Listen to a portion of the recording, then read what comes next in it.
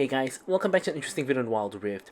So today we're back with another Varus top builds video. So if you guys remember in the previous one when we looked at Varus top build, we saw that he basically went for these three items into a twin guard and you didn't go for AP at the last few items. So that was just a mishmash of items. Today it's going to be like half AD and half AP items. So this one's a little bit more synergistic and I do prefer this one. I've tried it and you guys will see in the game later. I mean, you guys already see from the thumbnail, it is an insane game where we nearly lost. Like one or two more auto attacks and the NEXUS would have ended the game and we would have lost, but we did end up winning the game. So stay tuned for how that one happened. But let's get straight into the build explanation. So first up, we have the Gluttonous Greaves, again for the Omnivamp and the 35 AD. Of course, Omnivamp in this build really nice because we do all three forms of damage: true damage, magic damage, and physical damage. And then we go for Essence Reaver, which is basically the best like first item on Varus if you don't exactly know what you want to go for. Of course, if you want to go for pure AP, then you have your Terminus. If you want to go for unhit, then you probably are not going to go for Essence Reaver. But by and large, most other builds, Essence Reaver is the best first item in Varus because it gives you, of course, the stats of the crit, the AD, the ability haste. But what you really want is you want that Essence Flare passive, because this basically allows you to instant clear a wave with your arrow. It allows you to do a lot of poke damage and just makes sure that your Q does damage at all points in the game. Restoring missing mana also is pretty helpful in certain circumstances. And then next we have Triforce. Now Triforce doesn't really slot into any one of Varus's main builds. It doesn't of course build with on hit, AP, lethality or anything like that. But with this build, since we're doing like a mixed kind of build, it does gives you some very nice stats, right? It gives you a lot of ability haste, which you love. This build has a lot of ability haste. You get a little bit of attack speed, which you like as well, a little bit of AD, which of course you like as well, and a little bit of HP to just make it a little bit harder for you to die, which again, all of them are just good stats. So it's just a little bit of a stat stick kind of item. But other than that, you also have the extra movement speed and you have the Spellblade passive. Spellblade passive, Varus is a spellcasting kind of champion, so with the Spellblade you are going to be able to, of course, proc it in between your abilities by auto-attacking, and you will be able to deal a good amount of damage this way. So next we have Riftmaker, which is an amazing item for Varus. Gives you, again, all the stats. I'm not going to read them out, but you guys can see for yourself. Gives you the Omnivamp, which again combines with this one to give you a total 20%. And then you have the Void Corruption passive, which is going to allow you to do true damage over time, which of course, as Varus being an ADC, you will be able to stay in combat for a long time. And this is going to be able to, pay dividends in the long run. And then here we have Deathcap, which is going to increase your AP by a very large amount. Now, of course, the only AP we have in our build at this point is actually the Riftmaker. However, just the pure 100 AD from Deathcap and the increase, as well as just your natural AP scaling, is just going to be really good. And finally, we have the Infinity Orb, mainly just for the extra crit damage to just finish people off who are low. At this point in the late game, you do a lot of mixed damage anyways. Really easy to get people low and just crit them and, kill them, which we will again see later on.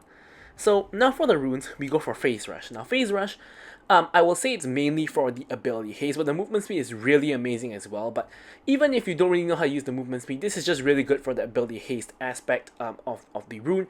Getting your Q and W off cooldown more quickly is very, very important in this build. And then we of course have Brutal, just to do more auto attack damage. Giant Slayer to counter them tanks. Alacrity just for more attack speed because we don't have a lot of that in the build. And Bone Plating for the defensive capabilities. Flash and Ghost as usual for your mobility. Of course, you could also go for Exhaust if you really need it. But with that said, let's jump into this very, very exciting gameplay. Okay, so this gameplay is gonna be a banger, guys. But I'm sure you guys have already noticed at this point. Currently we are releasing content a little bit more slowly. Like, we're just going for like a video every other day most of the time. Just because we're getting to the end of the patch, and you guys know whenever we get to the end of the patch, like we're now on the D patch 5.2D. We know 5.3 and the Arcane patch is going to be coming out soon, so generally there's a little bit less of an incentive to release a lot of content at the end of the patch, just because in the new patch a lot of things are going to change. So whatever you release now is going to be a lot less relevant. Of course, when the new patch comes out, we're going to have to update all of our guides and things like that as usual. So because of that, we always release less content towards the end of the patch, but hopefully you guys will still enjoy. We still have more upcoming content in the next few days, but the patch is, I think, about a week or so away at this point, so we can definitely look forward to that one as well. And when that one comes out, we'll of course be covering content there when we get our head wrapped around the patch. So here we are, of course, with a Jinx. Varus not very support dependent, works well with Engagers to chain CC, works well with Enchantress as well for them to buff him up. As this pretty annoying close friends thing comes up in the replay tool.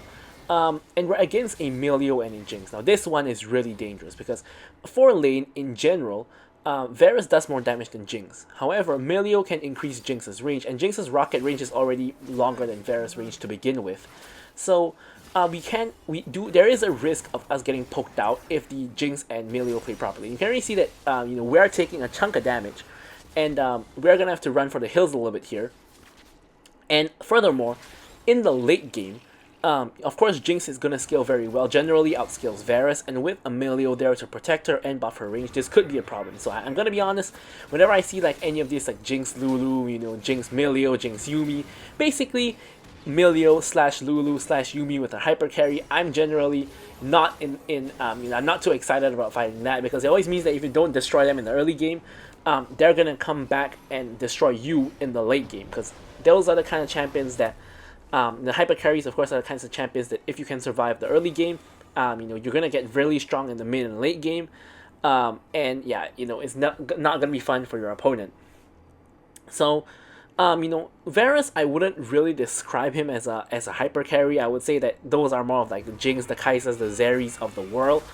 So Varus is a little bit in between, not really a hyper carry, but it's not like he falls off the face of the earth like a Draven or like a Lucian or MF kind of deal.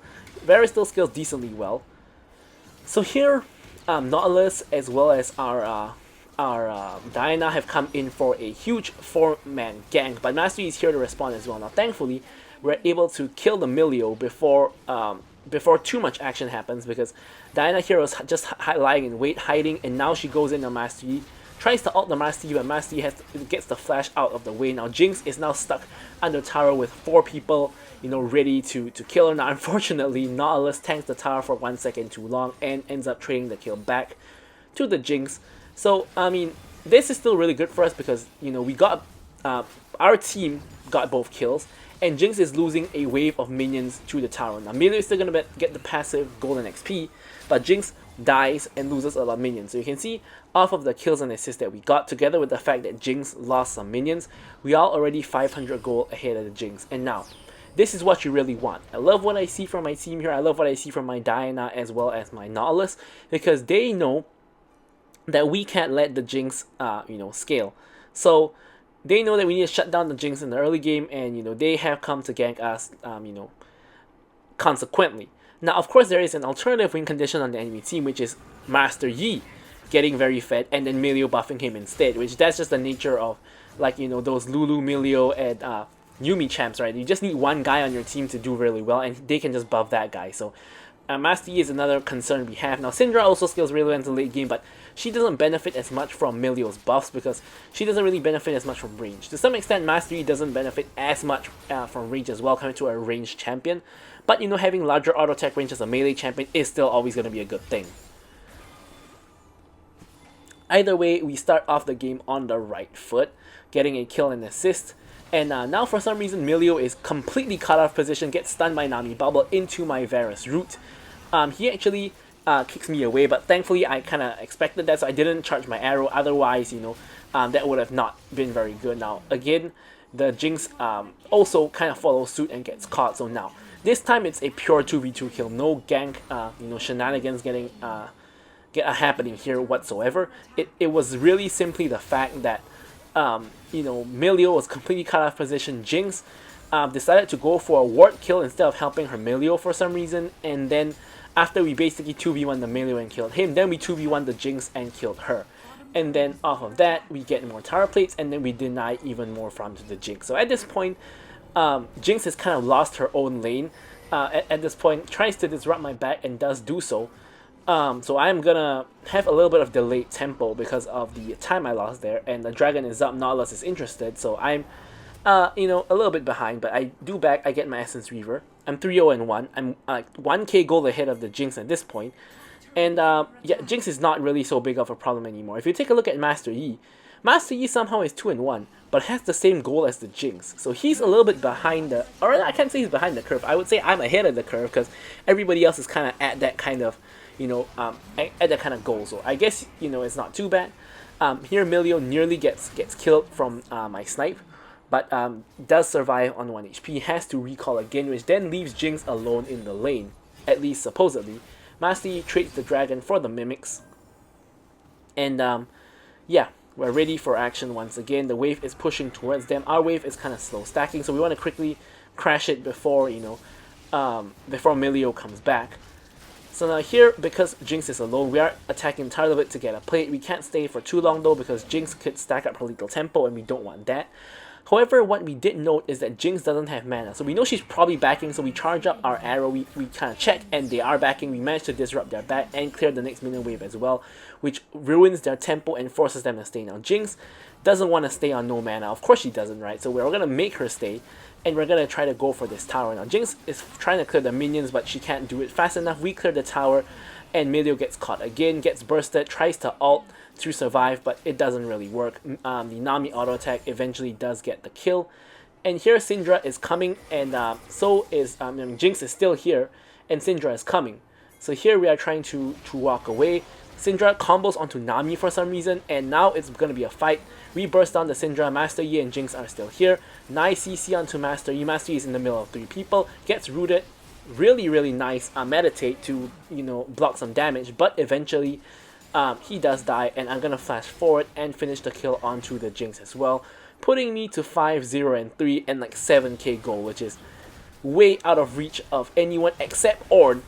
Here Milio, I think, was probably caught typing behind his tower, thinking he was safe, and probably flaming his team, considering what just happened here, where everybody just died. But he himself has gone caught multiple times. He's 0-4-0, by the way, so yeah. So here Nami survives on 1 HP from Syndra. Syndra respawns only to die again, copping 2 deaths within a span of like half a minute or so. But now we can see a new problem emerging, which is the Ornn. So Ornn is now 3-0-2, has almost as much gold as me, 2 completed items, and the heart still stacking up. You can see Nautilus is trying to 1v1 the Ornn. That's not gonna work. Wukong now going in for the 2v1 on the Ornn. Ornn flashes away. SBC from the minimap and the replay tool as well, we can also see that. Ornn is getting away, guys. And that's because Ornn is insanely tanky at this point. 2 full health items, armor boots, and the like. So yeah, he's going to be a little bit of an issue. Now, thankfully, we are building mixed damage. So we're going to do mixed damage to him, but of course he has health. Health kind of counters mixed damage, right? But what health doesn't counter is Varus' W. Varus' W Blight Stacks is able to, of course, do percent HP damage, which means we're going to be able to do damage to the Ornn. Now, unfortunately, as we go down to help with the Ornn, our team dies. Now, we are trying to get the shutdown on the Ornn here. Full stack arrow onto the Ornn, and Nami takes the kill, which means she gets the shutdown, which is horribly unfortunate, to say the least. But yes, you can see the idea there, which is that we basically can still handle the Ornn and can still do damage to him. However, he's not going to be the easiest guy to take down, which means that if he's frontlining for his team, he's going to get a lot of space and time for his team to do something. Like if Ornn is there, Jinx and Syndra is probably going to be able to attack us a lot before we get through the Ornn. So Ornn is still a problem in general. Now, speaking of a problem, my team is just getting run down by the enemy team at the moment in the jungle for some reason. And yeah, so now taking stock of the match as a whole, you can see we're the most fed member in the game at like 9k gold. Like no one is even close. However, the problem is that everyone else on my team is like about at 6k gold, or so. We have a 1-4-1 Wukong, we have a 1-3-4 Nautilus, Dynasty 2-1. So our team is not doing very well, especially compared to the counterparts. If we take a look, Ornn has like a good 1.5 k gold lead or so on the Wukong, and Master Yi has like about a 1k gold lead onto the Master Yi, and again another 1k gold lead with the Syndra. So here we're kind of the main carrier of our team at the moment as we take down the Master Yi. Milio actually kicks me over the wall, which I didn't actually know could actually happen, but he actually kicked me to safety, so I guess thanks for that. And yeah, so being the main carrier of the team, we have to be very, very cautious. The good news is that we have a decent front line with Nautilus as well as Wukong. Wukong for some reason has Sterex as a first item, which is pretty weird. we're trying to be at a safe position, so we're positioning away from the Syndra and the Jinx. We secure the dragon, which is the second dragon that I have personally secured. Where's my smite from the Nautilus? And Nautilus catches out the Emilio, we get him. Jinx is getting caught out as well, we get her. We go legendary. And yeah, we are trying our best to do damage and carry our team. Thankfully for now, no one has really been a threat to me at all this whole game. Like, Syndra doesn't really do enough damage to be a threat yet. And Jinx, again, she's very far behind compared to me, so she's not really a big problem to me yet. Master Yi is probably going to be the biggest problem in the game, because he's the one that can go into the backline and kill people, the people being me, by the way. And Ornn could also be a problem, because he could just tank up a lot of damage and do a lot of damage to me as he's doing that.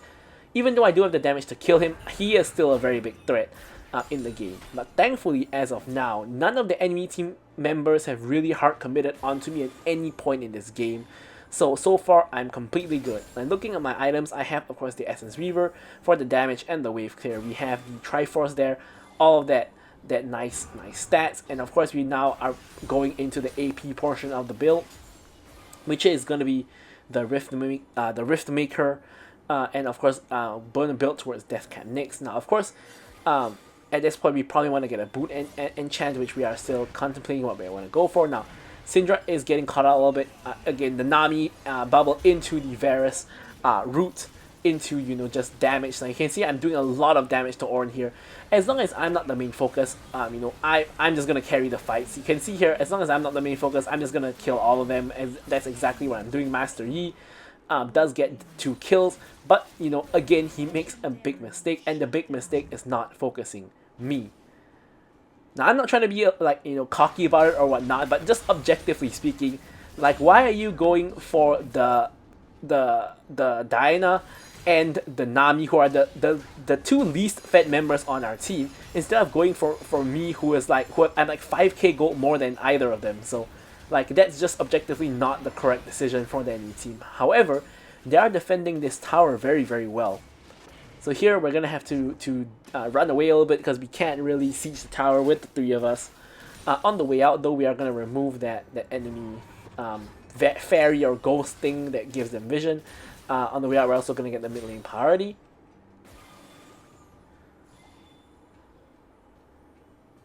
And yes, the enemy team is all grouping in mid for some reason. But we're going to actually take a recall at this point. And actually, I was trying to cancel. You can see I'm actually walking back there. I actually tried to cancel my recall because it was very clear a fight was about to break out. So instead, since I'm already in base, I'm going to pick up my stasis, which is going to help me a lot when Master Yi dies from the backline, or when Syndra ults me, for example. And I'm trying to make my way back to the fight. Yeah, I could not cancel my recall in time. I end up just walking around the base. Fight's still ongoing. I'm actually mispositioning a bit here by walking up to the front. Thankfully, I'm not. I didn't get caught by anybody on the enemy team. Now, the interesting thing about the enemy team's team comp is that although they have, like, you know, the Jinx Milio, or, like, you know, the Master Yi and the Ornn and things like that, they don't have any kind of, like, instant snap engage, right? So anyways, what I mean by that is they don't have somebody like a Nautilus or like a Wukong that can just jump on you and engage instantly. Like, Master Yi can't really engage. Syndra has to hit a stun combo, like with her WE or her QE to engage. Milio and Jinx can't really engage, and Ornn is really their main engager. But for him to engage, you either have to miss position at a wall for him to knock you up with the wall, with the help of the wall, I guess you could say, or he has to call in his ult and then ult you, which is going to take a little bit of time for that to happen. So they really don't have any snap engage. So I guess, like, for this reason, when I mispositioned there, they couldn't really catch me because they don't really have any tools to catch me, aside from straight up just attacking me without any CC, but they didn't even do that. So here the dragon is spawning. This is going to be Dragon Soul for my team. I'm going to take the blue buff here. Blue buff is amazing on Varus for the mana and for the CD, or CDR, I guess you could say, or ability haste as it's called now. But here we're gonna remove the enemy vision, just checking behind. Syndra does no damage to me, by the way, and yeah, she did get buffed, but this is a 0 and 4 Syndra. So here Ornn comes in with a knockup, does get the knockup onto me, does get another knockup onto me, but no one else is focusing me other than him. You can see that, as I said, Ornn is a threat. Like, when he focuses me, he is a problem. So now I'm stuck in the back line just launching arrows because I can't really walk up anymore because I'm really low. So here the enemy team is winning the fight. So this is kind of what I was referring to. The enemy team is actually ahead of my team. Like, just look at the goal. Ornn has a huge lead on Wukong. Master Yi has a huge lead on to the Nautilus. And the rest of them don't. But my point here is that if I'm getting focused, the enemy team actually wins the fight. Because if you take a look at my team, I pretty much do the most damage, you know, in my team. Like, Nautilus is building like mostly tanky. Wukong is building tanky as well. They're like the front line and the engage for the team. So the main damage dealers are me and Diana. But Diana can only do one burst of damage before she has to wait for another round of cooldown. So really, the main damage source in this team is me. And you can see that the moment the Ornn hits all of his CC on me and pretty much bursts me down, my team doesn't have the damage to win the fight. So this is kind of the real issue with what's going on here. Speaking of Ornn, he's kind of a little bit caught out of position, so we're trying to run him down. He goes unstoppable, but with my burst, I am eventually able to take him out. So yeah, basically what I have to avoid is what just happened in this fight, which I cannot get caught and I cannot get focused down. Of course, you know, otherwise I'm either dead or I'm just not going to be able to be very useful for my team. I'm just going to be trying to stay alive instead of actually killing people, which is really not what we want. So here I've actually swapped out my boots. At some point, before I got my states, I actually swapped out my boots from the lifesteal boots into instead going for the armor boots, because the main sources of damage on the enemy team is armor. I mean, the two people I'm most concerned about is going to be Ornn and Master Yi. They both do physical damage. There's also Jinx who does physical damage, and the only magic damage here is Syndra, who is 0 and 5. Now, a 0 and 5 Syndra is not to be underestimated. By the way, here is the moment Master Yi picks up a Quadra. Here, I'm stuck under the tower. He's trying to get the Penta, but gets denied by the Stasis, gets killed by the tower. I go Legendary. And here, I'm going to try to quickly clear out this wave. Now, I realize the problem, which is the enemy team is trying to take down mid, so I have to quickly recall, because the enemy team could end through mid here. So I'm trying to get myself back to base as quick as I can. The minion, I'm sniping the minion. They're kind of focusing. I whiffed the ult, unfortunately, which is really, really bad. I'm thinking that the game might be over here. I'm focusing down the minion wave. I go for the minions here. Minions, get all the minions. I ghost and try to avoid the Ornn damage. Now here, they're trying to end the game, which they almost are able to do. Now I kill the Ornn, and I'm able to basically kill everyone here. Technically, it's an unofficial penta, because technically I did kill the Master Yi right before this, but of course the timer is not going to be there for the single to the double kill, or the single to the quadra kill. But yeah, I didn't really scroll the map here to show the base's HP, but you guys can see from the thumbnail, the base actually survived on 152 HP. So honestly, I think if I wasn't Varus or if I wasn't this fat, and Ornn tanked that for another extra like 1 second, I think his team actually, or maybe 2 seconds, I think his team actually ends the game. So here Master Yi tries to get into the pit, or tries to get near the pit, I guess you could say, and we're able to secure the Elder Dragon. Now, at this point, it is pretty textbook. All we really need to do is to do the Elder and then do the Baron. I'm even picking up an extra crab here, you know, just for my as a token here. And now we're going to go over to the Baron, and it's basically going to be a free Baron. The jungler is dead. We have Elder buff, and if the enemy team even comes remotely close, they're just going to get executed by the Elder buff. Now with both Baron and Elder, we're gonna back. We actually reach full build here. We are able to pick up our Infinity Orb. We have our Diana inside the Baron, and all we're gonna do at this point is just push mid and hopefully end the game through the mid push. We do have our mid inhibitor down already from the enemy trying to end the game just now, so we're trying to get the direct inhibitor as well and perhaps try to end the game. So here it's about, like, it is a very exciting game. It's about to get a bit spicy here. So here we have the T-Hex, we have the Baron buff minions. We're trying to take down the inhibitor, which we are doing. Jinx is stacking up lethal tempo, by the way, just by rocketing us here. Ornn tries to engage with the ulti. This time I'm able to dodge the Ornn ulti. Ornn comes in, misses me for the most part, gets stunned, and I execute him with the Elder. Milio also gets taken down by the Elder. I'm thinking at this point the game is probably won. Now not Master Yi.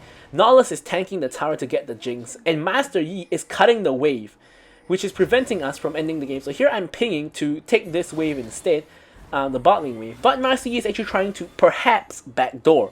So we have to send 2 people back to stop him, because 1 person is not enough. We know that from the fact that he just quadra killed my team, everyone other than me. So we have Diana and we have Nautilus killing. Now Syndra is the last person defending. I'm just gonna flash forward. I literally can kill her like instantly. I even stasis to ensure I don't die to her ulti, because you know the buff Syndra is not to be underestimated. She had 3 full items and I think she can kill me, so I'm not gonna take the risk. I'm just going to pop the stasis and we are able to finish the game right there. So kind of a perfect game for me. I got 20 kills and 0 deaths. Definitely a really good Varus game, you know, on the patch. And I'm gonna leave you guys with the stats as usual. So thank you guys so much for watching the video, and goodbye.